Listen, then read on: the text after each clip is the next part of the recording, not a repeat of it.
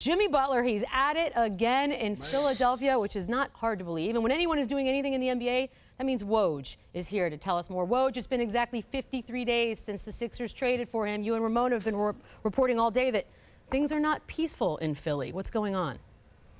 Yeah, Michelle, Jimmy Butler has been challenging of Sixers coach Brett Brown about the offense, about how Jimmy Butler fits into the offense, and the kind of role he'd like to play in it. And the most recent example we reported on was in a film session in Portland last week where, Butler was very vocal in front of the team, and some in the room considered it disrespectful, but it's been going on here for a while. There's a lot at stake for Jimmy Butler and the Sixers. This big three experiment that they're undergoing here, he's a free agent this summer, and they need to know, can he fit and play with Ben Simmons, Joel Embiid?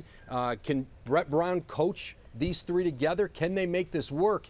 They're going to have to commit years and $100 million plus to Jimmy Butler to keep him, and they've got to know if this thing is workable. And that is the #1 priority in that organization right now, is to get this situation fixed and figure out how this group can play together and win together. Oof, Woj, thank you. And Chauncey, I'm going to go right to you on this one. What is happening? If you're the Sixers, are you looking at Jimmy Butler and thinking, max deal, let's do this? Well, it's almost like, are we surprised? I mean, he left a mess there in Minneapolis. With that team, they were happy to kind of see him go. We all know, I'm a Jimmy fan on the basketball court, but one thing that I was always taught is your reputation will beat you there.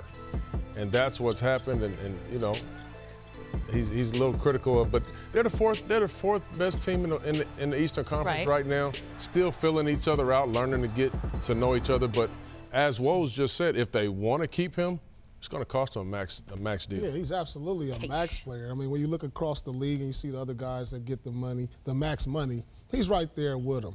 But do you want to deal with this? Because it's 3 times now. Well, this is my deal. If you're a great player, you can deal with so much. Philly dealt with Allen Iverson for so long. But I'm not putting him in the same breath as Allen Iverson. Jimmy is a very, very good player. Is he a great player? He hasn't got there yet.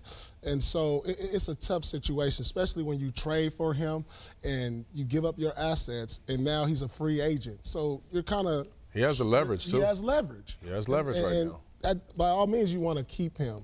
But is it worth, the expense? Is the juice worth the squeeze? The juice worth the squeeze. Exactly. The juice That's worth fun the to squeeze. say. Well, we had to start the show with him because he has a way of sort of doing that. It all depends on how they television. go in the playoffs, how they, Which is a while from now.